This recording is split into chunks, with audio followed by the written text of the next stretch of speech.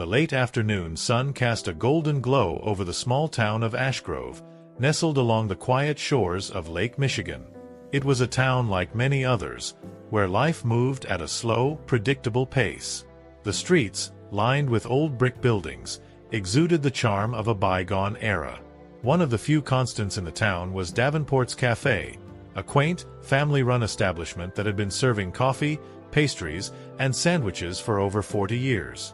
It was a place where memories were made, where locals gathered to gossip, share stories, or simply watch the world go by. Sitting by the window, just as he had for the past few years, was Harold Everett, an 89-year-old man whose presence had become almost as familiar as the worn wooden floors of the café. His silver hair was combed neatly back, and his wrinkled hands rested on the small table before him, tapping idly as he waited. Harold was the epitome of dignity in simplicity.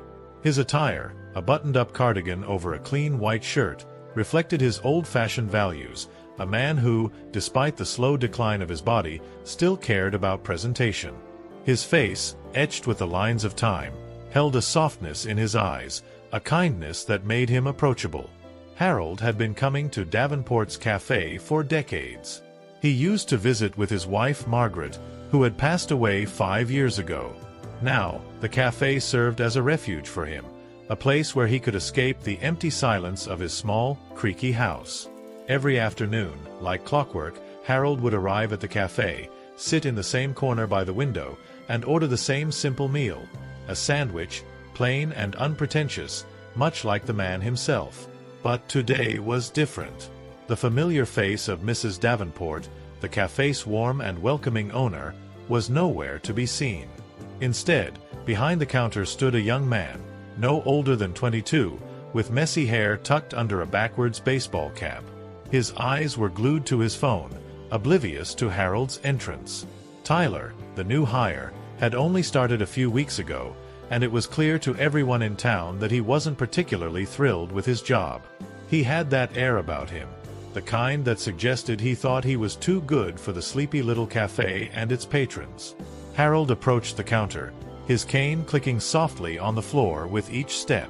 When he finally reached the counter, he cleared his throat politely, trying to get Tyler's attention. "Excuse me, young man," Harold began, his voice gentle but steady. "I'd like to order a sandwich, please." Tyler barely looked up from his phone, swiping through his social media feed with disinterest. He didn't even bother to hide his annoyance at being interrupted. "Yeah, what kind?" he asked, his tone flat and dismissive. Harold smiled patiently. He was used to the occasional indifference of youth. After all, it wasn't the first time he'd encountered it. Just a simple sandwich. Some ham, cheese, and maybe a bit of mustard, if you have it. Tyler sighed dramatically, as if Harold's request had been the most inconvenient thing he'd heard all day. He put down his phone with a loud clatter, his fingers tapping impatiently on the counter. "You want anything else with that? Or are we keeping it basic?" Harold's smile faltered slightly, but he remained polite. "No, thank you. That'll be just fine." Tyler rolled his eyes, muttering something under his breath as he punched the order into the register. Harold caught a glimpse of the young man's exasperation, but he said nothing. Instead, he pulled out his wallet, the same old leather billfold he'd had for decades, and fumbled with the bills, his hands trembling slightly. Age had made even the smallest tasks a challenge. Tyler stood there, arms crossed, watching impatiently as Harold finally managed to hand over the correct amount of cash. The older man smiled apologetically, but the gesture wasn't returned. Tyler simply took the money and turned away, leaving Harold standing at the counter, unsure of what to do next. "Can I have a seat?" Harold asked hesitantly, looking around the mostly empty café. "Yeah, whatever," Tyler called over his shoulder, already busying himself with something else. "Your sandwich'll be out when it's out." Harold nodded, though the dismissal stung. He made his way back to his usual spot by the window, sinking into the chair with a quiet sigh. Outside, the streets of Ashgrove were calm. with only a few pedestrians strolling by, and the distant sound of waves from the lake could be heard if one listened closely enough. But inside, the café felt colder than usual, the warmth that Mrs. Davenport had always brought with her noticeably absent. As Harold waited, memories of Margaret flooded his mind. They had shared so many afternoons here, sitting side by side, laughing at the small, simple joys of life. Back then, the café had been bustling, full of life and chatter. Now, it seemed as though time had worn everything down. The town, the café, and even Harold himself, all seemed to be fading away. 15 minutes passed. Then 20. Still, no sign of the sandwich. Harold glanced at the counter, where Tyler was now chatting with a group of young customers, laughing loudly and completely ignoring the fact that Harold's order had yet to be filled. The older man shifted in his seat, the pang of hunger gnawing at him, but he didn't want to make a fuss. He never liked to bother anyone. Another 5 minutes went by. Harold's patience, usually endless, was beginning to wear thin. He gathered his strength and stood up again, making his way to the counter. "Excuse me, young man," Harold said softly, but there was a firmness in his voice now. "I believe I've been waiting quite some time for my sandwich." Tyler turned to face him, his expression a mixture of surprise and irritation. Yeah, I got it. Hold on a second, old man." The words cut through Harold like a knife. Old man. It wasn't just the words themselves, but the way Tyler said them, dismissive, condescending, as if Harold's very existence was nothing more than a burden. Harold straightened his back, his dignity refusing to bow to the disrespect. "I've been patient," he said quietly, "but I think I deserve a little respect." Tyler smirked, shaking his head as if Harold's request was ridiculous. "Look, Grandpa, I'm busy. I'll get to it when I get to it." For a moment, the café fell silent. The other customers, now noticing the tension, stopped talking and turned their attention to the exchange. Harold could feel the weight of their eyes on him, but he refused to back down.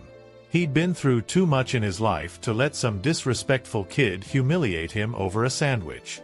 "I fought in a war," Harold said, his voice low but steady. "I've lived a long life, and all I'm asking for is a little common decency." "Is that too much to ask?"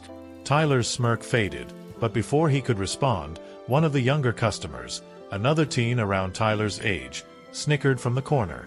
"Come on, man. Just give the old guy his sandwich before he croaks."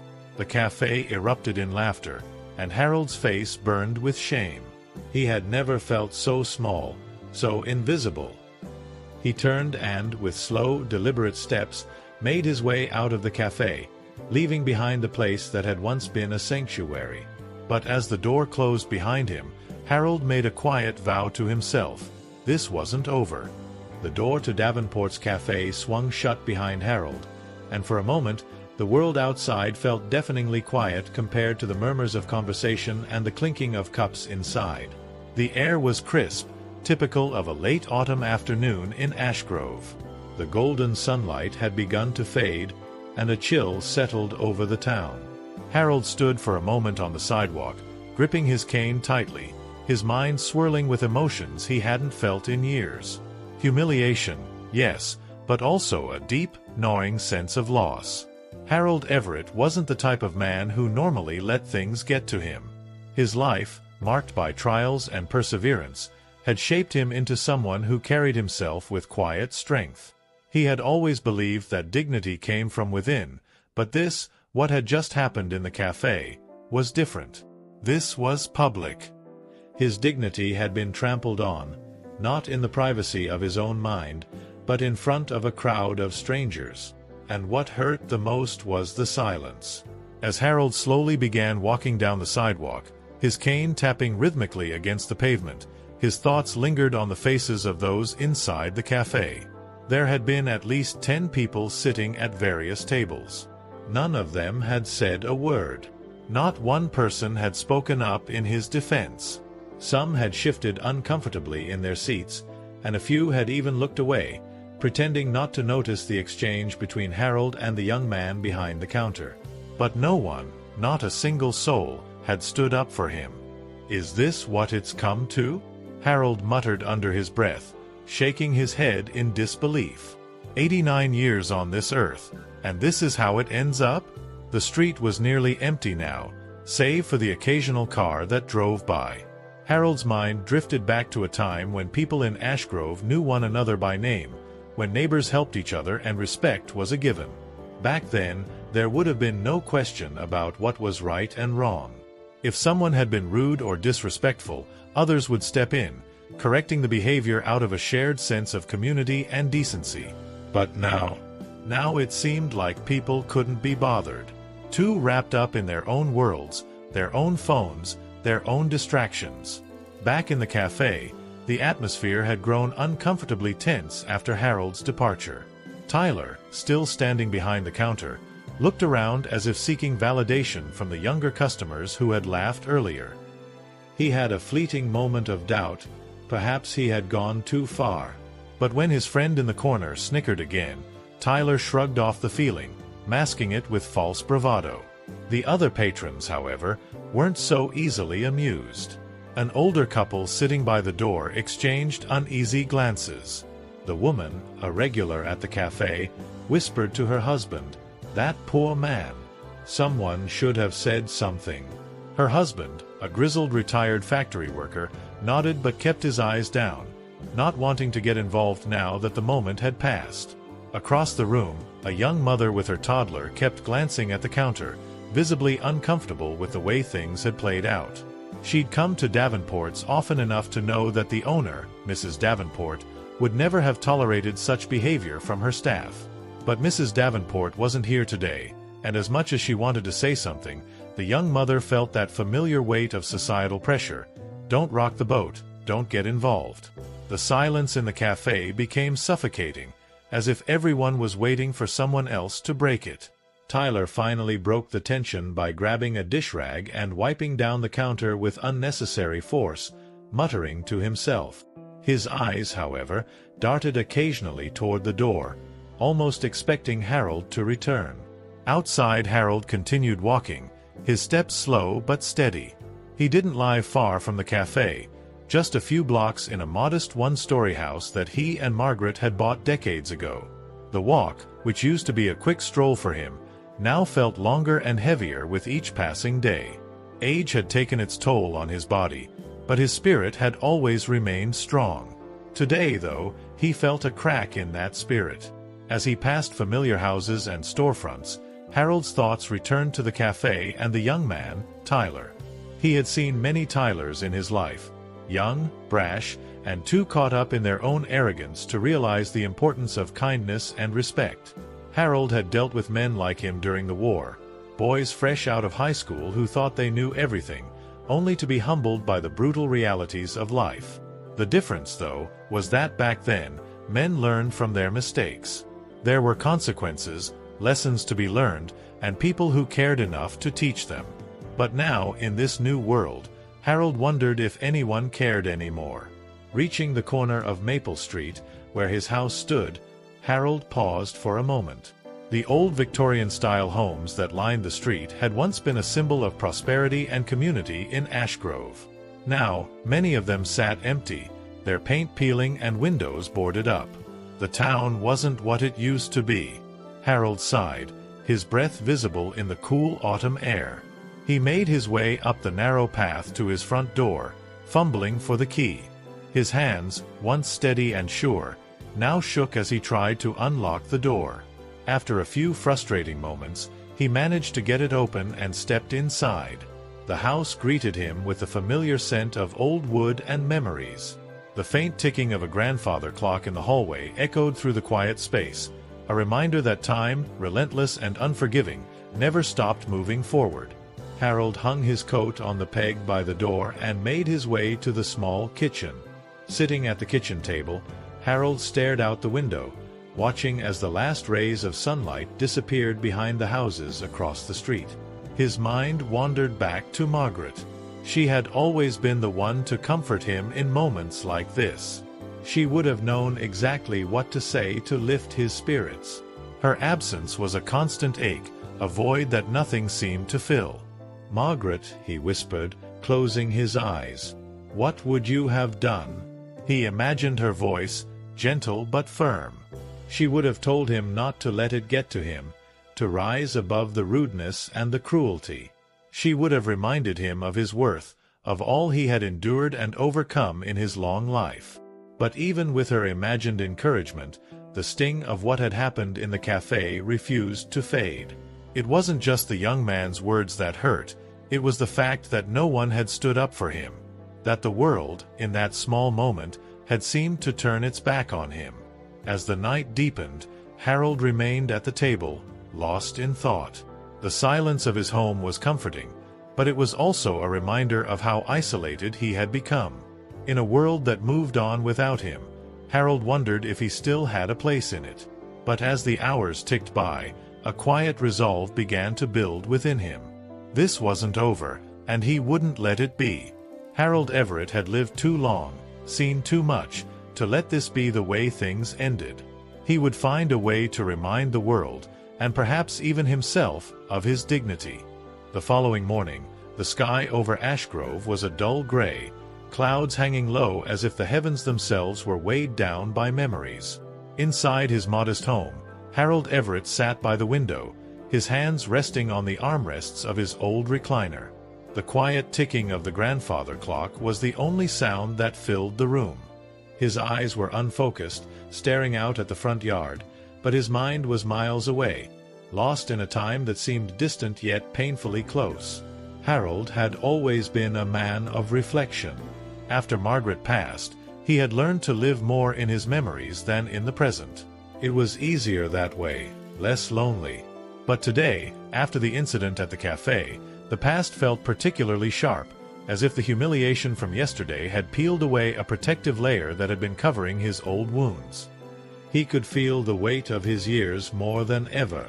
With a slow, deliberate movement, Harold reached for a small wooden box that sat on the table beside him. The box was worn with age, its surface scratched and faded, but inside it held pieces of a life well lived. As his fingers traced the edges of the box, Harold's mind drifted back to a time when he was not the old, forgotten man who had been mocked in a café, but a young soldier, standing tall and proud.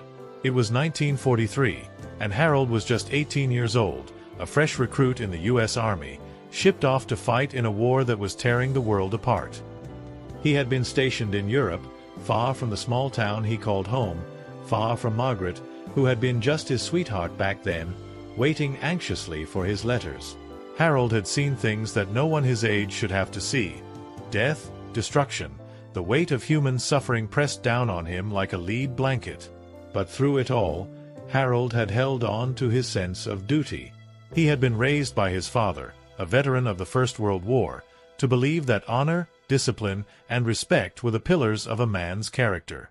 Those lessons had been seared into him from a young age, and they guided him through the darkest days of his service. He remembered the long, cold nights in the trenches, the fear that gnawed at him, the faces of comrades who didn't make it home. But most of all, he remembered the camaraderie, the unbreakable bond between the men who fought side by side. There had been a moment, near the end of the war, that stood out in Harold's mind, one that he carried with him always. It was a bitterly cold day in December of 1944, during the Battle of the Bulge.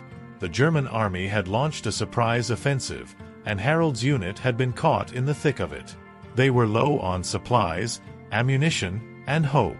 Harold had been a corporal by then, and he had led his men with a quiet determination, though inside, he had been as terrified as the rest of them.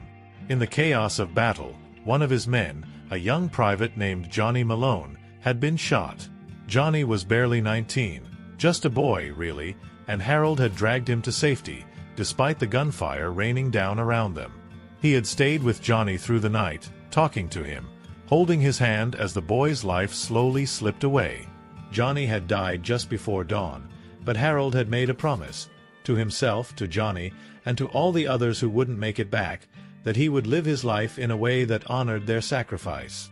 That promise had carried Harold through the rest of the war and into the years that followed. Harold opened the wooden box, revealing its contents. Old photographs, medals, and letters yellowed with age. His fingers hovered over the Purple Heart medal he had earned during that brutal winter in Europe. He had been injured in a blast that killed 2 of his men, and the shrapnel had torn through his side, leaving him with scars that still ached on cold days. He had never worn the medal, though. To him, it wasn't something to be shown off. It was a reminder of the men who hadn't been as lucky as he was. Beneath the medals was a faded photograph of Margaret, taken in 1942, just before he left for the war. She had been so beautiful then, her auburn hair pinned up, her smile bright and full of life. Harold could still remember the day it was taken. They had gone to the Ashgrove County Fair, and he had won her a small stuffed bear at one of the booths. Margaret had laughed and kissed his cheek, telling him she would keep it to remember him by while he was away. And she had kept it all those years. Harold ran his thumb over the edge of the photograph, the memory bringing both warmth and sadness. Margaret had been his rock, his reason for everything. After the war, they had married, bought the little house on Maple Street, and built a life together. They had their share of struggles, financial hardships, the loss of their first child, the ups and downs of life, but they had faced it all together. She had been his partner, his confidant, the love of his life. Losing her had been the hardest battle Harold had ever fought, harder than any war he had seen. Her illness had been slow, and he had watched helplessly as the woman he loved faded away, day by day, until there was nothing left but memories. As Harold sat in the quiet of his home, surrounded by the relics of his past, he felt a familiar ache in his chest, not just the grief for Margaret, but the pain of being forgotten by the world. The man who had once led soldiers into battle, who had been respected and admired, was now just an old man, someone to be brushed aside and ridiculed. The café incident had reopened old wounds. It wasn't just the young man's words that had hurt, it was the reminder that Harold no longer belonged in this world. The values he had lived by, respect, honor, dignity, seemed to have been discarded in the modern age, replaced by arrogance, impatience, and cruelty. But Harold wasn't a man to give up easily. As he sat there, looking at Margaret's photograph, he could hear her voice in his mind, urging him not to let this break him. She had always believed in standing up for what was right, even when it was hard, even when the world seemed to be against you. "Don't let them take your dignity, Harold," she had once told him, in one of her wiser moments. "That's something no one can take from you unless you let them." And she was right. Harold wasn't going to let that young man in the café, or the people who had laughed at him, take away his sense of self-worth. He had lived too long, fought too hard, and lost too much to let them make him feel small. With a deep breath, Harold closed the wooden box and set it back on the table. The fire inside him, which had dimmed in recent years, flickered to life once more. He wasn't sure what he was going to do yet, but he knew one thing for certain. He wouldn't let this be the end of his story. He had fought for his dignity before, and he would fight for it again. Tyler sat on the edge of his bed, phone in hand, staring at the screen but not really seeing it. The notifications kept coming, pings of new messages, comments, and tags on social media, each one another reminder of the growing chaos he'd unwittingly caused. His room, usually a sanctuary from the outside world, felt suffocating.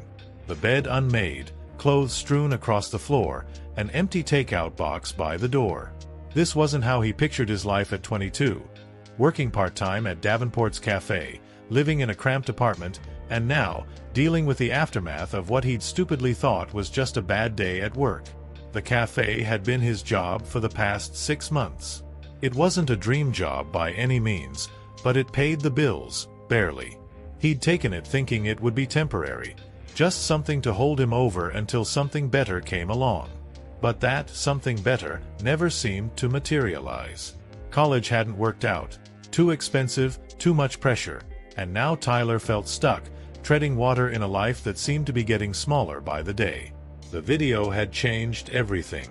What had started as just another shift, where he was irritated and impatient, had exploded into something bigger than he could have ever imagined. A customer had recorded the whole thing. His dismissive words, the laughter from the other customers, The way Harold had quietly, painfully left the cafe and posted it online. Within hours, it had gone viral. Now, thousands of people were weighing in on his actions, calling him heartless, a punk, a disrespectful little jerk. And honestly, Tyler couldn't even argue with them. "Dude, you gotta apologize," his roommate, Ryan, had said the night before. Ryan was sprawled on the couch, watching as the hate poured in on Tyler's feed. "I mean, you messed up. Big time." "I know," Tyler muttered, running a hand through his hair. "I didn't think it would blow up like this." "You humiliated an old guy," Ryan pointed out bluntly. "People care about that kind of stuff." Tyler had tried to explain it away. The cafe had been busy that day. He was tired. Harold had seemed fussy and demanding, asking for a simple sandwich like it was some kind of monumental task. Tyler had been sarcastic, sure, but that was how he dealt with things, using humor to deflect. But when he rewatched the video, seeing it through the eyes of the world, it didn't look funny. It looked cruel. Tyler couldn't stop thinking about the old man's face. Harold, they said his name was, how his expression had fallen, how he'd walked out of the cafe with his dignity shattered. Tyler felt a gnawing sense of guilt every time he thought about it. This wasn't who he wanted to be. The next morning, Tyler found himself outside Harold's house, standing awkwardly on the sidewalk. It had taken him days to work up the courage to come here. Mrs. Davenport had insisted he apologize in person, and after some initial pushback, he realized she was right. Hiding from this wasn't going to make it go away. He had to face Harold, admit his mistake, and try to make things right. The house was small but well kept, with an air of quiet solitude about it. The yard was neatly trimmed, and the porch had a swing that creaked softly in the breeze. Tyler shifted from foot to foot, nerves tightening his stomach into knots. He hadn't really thought about what he would say. "I'm sorry" seemed so small, so insignificant compared to the weight of what had happened. Taking a deep breath, Tyler approached the front door and knocked. A few moments passed, and then the door creaked open. Harold stood there, looking smaller and frilier than Tyler remembered from the cafe. His gray hair was neatly combed, and he wore a simple cardigan over a button-up shirt. But it was his eyes that caught Tyler off guard. Calm, watchful, with a depth that made Tyler feel even more ashamed. "Mr. Everett?" Tyler began, his voice barely above a whisper. I'm Tyler. From Davenport's. I came to apologize." Harold didn't say anything at first. He just studied Tyler, as if trying to measure the sincerity behind the young man's words. The silence stretched out, making Tyler feel exposed, like a child being scolded. Finally, Harold nodded slightly and stepped aside. "Come in," he said quietly. Tyler stepped inside, grateful for the invitation but even more nervous now. The house was modest but filled with warmth. Pictures on the walls, books on the shelves, the faint scent of coffee lingering in the air. It was the kind of home that felt lived in, loved. Tyler wondered how long Harold had lived here, how many years of memories were etched into these walls. They sat down in the small living room, Harold in his recliner and Tyler on the edge of a chair, fidgeting with his hands. For a moment, neither of them spoke. Tyler could hear the ticking of an old grandfather clock in the corner, each second stretching into what felt like an eternity. "I saw the video," Harold said at last, his voice steady but with an undercurrent of something Tyler couldn't quite place. "I've heard what people are saying about it." Tyler swallowed hard. "I'm sorry. I really am. I didn't mean to. Well, I didn't think." "You didn't think," Harold finished for him, his tone not harsh but firm. Tyler nodded, unable to meet Harold's gaze. "I was just frustrated that day. But that doesn't excuse what I did. I was wrong." Harold watched him for a long moment.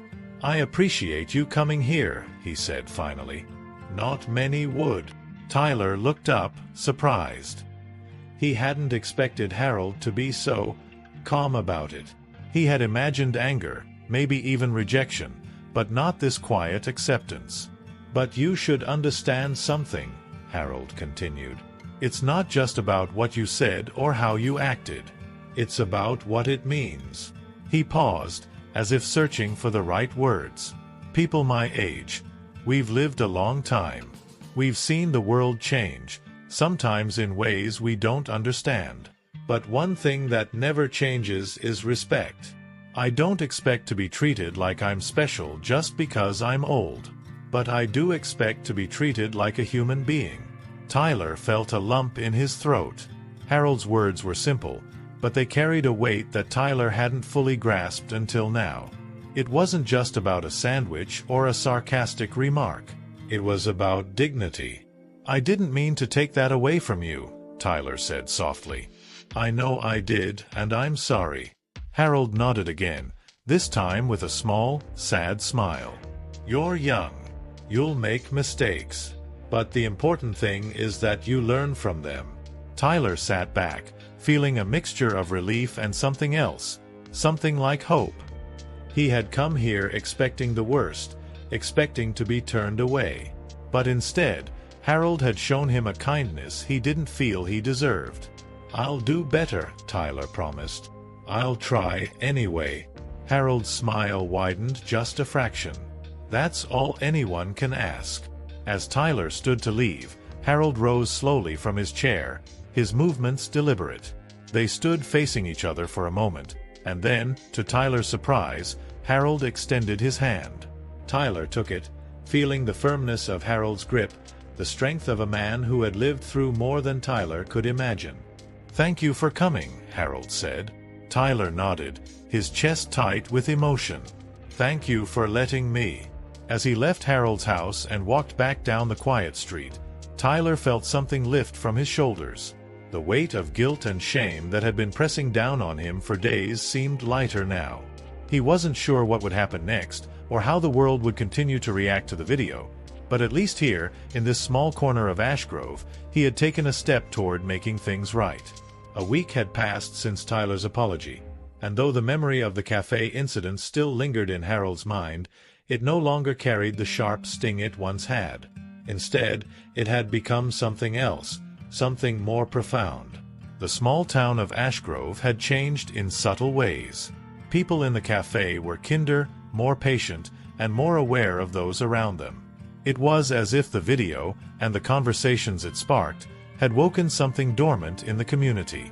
Harold had returned to Davenport's cafe a few days after his meeting with Tyler. He had been hesitant at first, unsure of how he would feel walking through those familiar doors again. But when he entered, it wasn't tension or awkwardness that greeted him. It was warmth.